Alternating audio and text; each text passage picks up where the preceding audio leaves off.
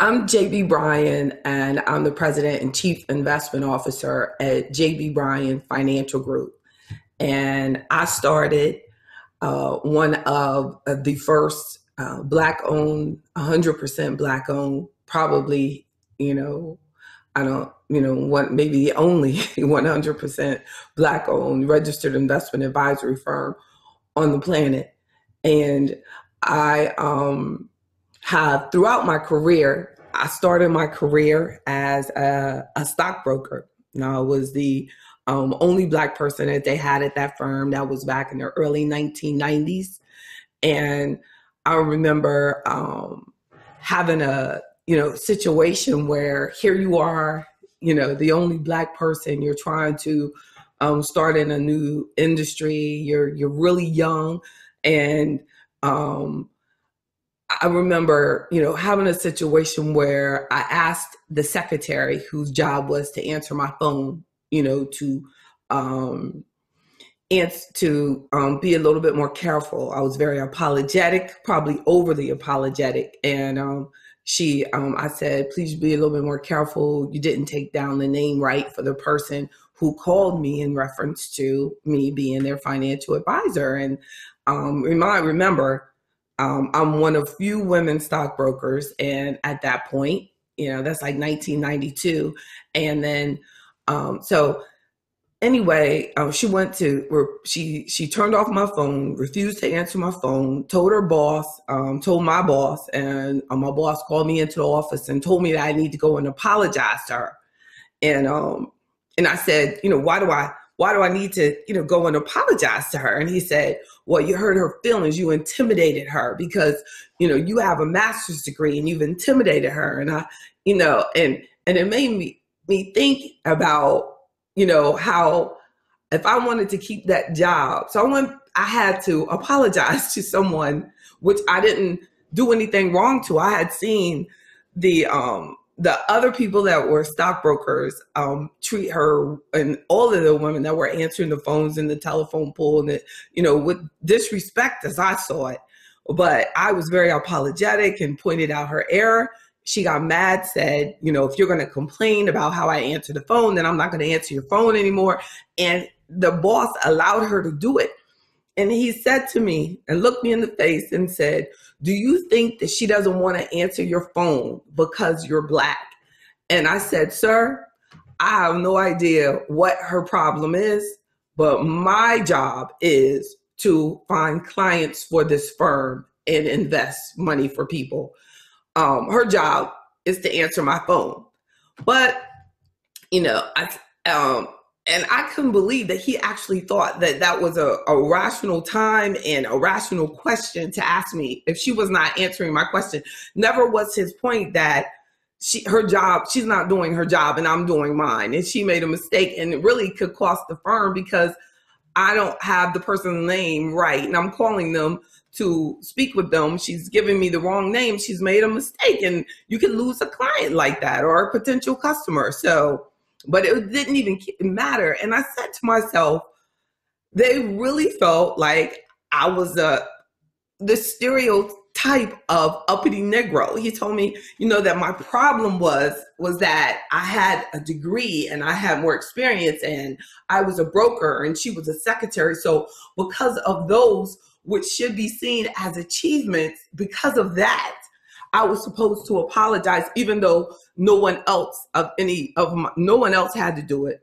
The white guys didn't have to do it. There was nobody there in the pool of brokers except for me and a whole bunch of white guys. They didn't have to apologize. They could fuss him out. That'd be a major problem. They would get reprimanded if they did it. But my actions of standing up for myself and my customers were seen as uppity Negro. And I can tell you over the last 20 years since then, and I have had that same treatment several times. I know the last time I tried to, work with what's called a broker dealer in this industry, they did not like Afro economics and my commitment to building wealth in the Black community, even though they were making money off the business that I was bringing through to them. They did not like that. So they said, well, if you insist on doing that, then we're not going to do, we're not going to do business with you, and held on to my income and made sure, did everything they could to destroy my business because of my commitment. And at the same time, when you're going through that, you can have a lot of people who will see you that are of your same color, will see you as what they call an Uncle Tom, because you're working in these businesses, in a white corporation. So as a Black person, I think it's worth reflecting on the point of what really is an Uncle Tom, because we will see people as an Uncle Tom, but not know anything about what they're going through. Not at all. Not know how much they had to sacrifice, how much they're committed to serving the Black community, empowering the Black community, not know anything about them, but judge them as an Uncle Tom, and say that Uncle Tom is a bad, and have adapted Uncle Tom as a negative thing to be. When in reality, a true Uncle Tom is a fictitious character that was created by Harriet Beecher Stowe in a book, and he was a man who died, allowed the slave owners to kill him without giving in to their oppression. He died, they killed him, and he refused to give up information, and they killed him. But yet we have adapted that term as something negative in the Black community, when an Uncle Tom, in its original sense, was a person who said that my commitment, regardless if you agree with his religion or not, he said, my commitment to God is greater than any oppression that you can put on me. No, and I believe that anyone who is that strong, who will stay and die, like Martin Luther King behind me, like Malcolm X, like so many people before me, who will die or be killed for what they believe in. I believe I will die trying to close the wealth gap that was created by oppression and discrimination within the Black community. I'm going to die trying, and I hope that I will live to see, I have a dream that we will realize that being an Uncle Tom is saying that you have a commitment to the betterment of the Black community, and you have a commitment to making sure that oppression and discrimination ends in your lifetime, and that you will die trying, like the original fictitious character Uncle Tom did. Yes, indeed. So how you doing, Janet Terry? Look at my cousin out there. I hope that you also, they meant, Mr. Tice said that in the book, they were talking about a Sambo and then whatever, but they were using a negative term for Uncle Tom that Uncle Tom really didn't deserve, and we've carried it on. The same when you look at the fact of uppity Negro, like what is an uppity Negro? So I found a website. So the next time you think that an uppity Negro is a bad thing, you think again. An uppity Negro, a fearless Black person who by social definition is not in their place. They not only say something is wrong, but they do something about it.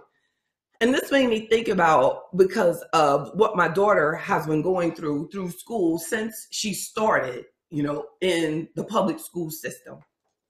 And how even in a private school system, as many Black people, if you look at the statistics and the research, that there are a lot of Black children that are in predominantly white academic environments that suffer from depression and all sorts of different problems because of what they're going through and their experience of being the only Black or one of only few Blacks. And thank God that my daughter is, healthy and happy and prospering, but she has faced so much unnecessary discrimination and derogatory words that have been put on her by administration, teachers, students, and that I thank God that I'm there to stand by her. But I have seen, because of what has been seen, unfortunately, as we're not supposed to, even by each other, those of us who look like each other are put in positions to hurt each other, and that you're holding us back from actually changing a system that's not working. So when we and making us think that because we want things to change, that we are being uppity, where uppity today has actually gone past just being those ones who changed, because there was a time where Martin Luther King was thought of as the uppity Negro. Malcolm X will be seen as an uppity Negro. That local official, that local person that you never met, that owned a barbershop, that said, I want my streets to be clean, and don't only clean the streets where white businesses are, clean the streets where the black businesses are, and got killed for standing up for that, hung in front of his house. Those are examples of what was called an uppity Negro.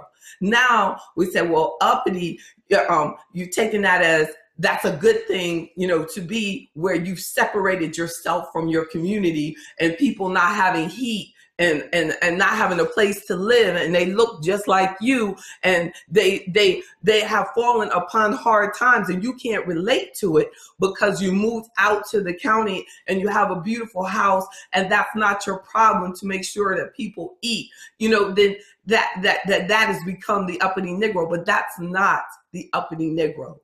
The uppity Negro is the one who says, I will sacrifice my professional position, my social position. I will use that to help build our community and make it stronger. That is the uppity Negro.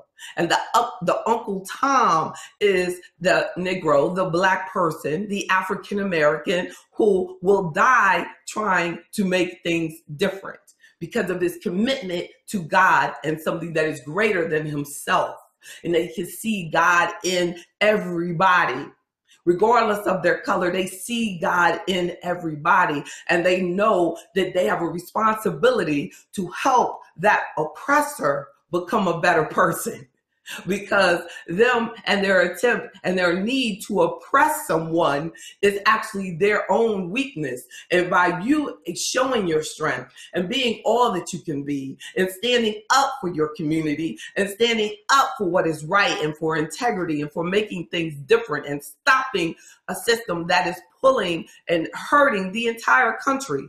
You oppress anyone, you oppress everyone. And that's what a true commitment, that's what a true Uncle Tom, and that's what a true uppity Negro has to be about.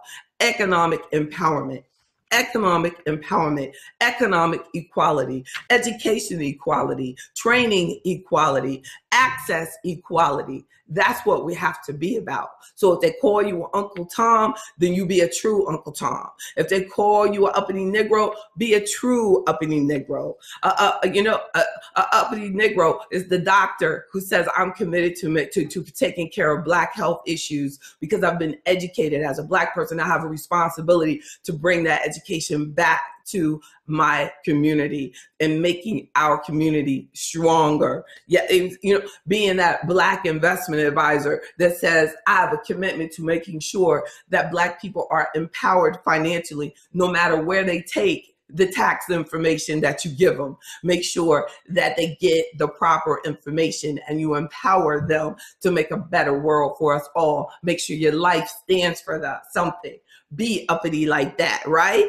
Be that one. Be that local servant who goes into the community and stands up and points out that people need to have heat. People deserve to have the heat. You're taking, even if it is a government check that landlord is getting, That government check is connected to that person who has that right to have that particular heat. And that person deserves to have a warm family. And that person deserves to have a warm meal. And that person deserves to establish a better life so that they too will not need that anymore. But Uppity is not thinking that because you have opportunity and you have access that everyone does, because they don't. So be uppity enough to make sure that you're making a better way for the person behind you. Look at those steps behind me. It's about don't quit, don't give up, and don't forget. Most importantly, don't forget. Don't forget who you really are. Check out afroeconomics.com. I'm JB Bryan, President and Chief Investment Officer at JB Bryan Financial Group, a registered investment advisory firm, Virginia, Maryland, Washington, D.C., and New York. Check out all of the events. Got the Black Business Summit coming up in the nation's capital, Black History Month, and the King Day Brunch coming up. If you would like a free ticket to the King's Day Brunch for watching this video, I want to show my appreciation and email me at jb@afroeconomics.com and get your free MLK Day, King Day Brunch. We're talking about entrepreneurship, wealth, investments, tax strategies, everything you need to start 2018 off strong. Start strong, stay strong, end strong. God bless you.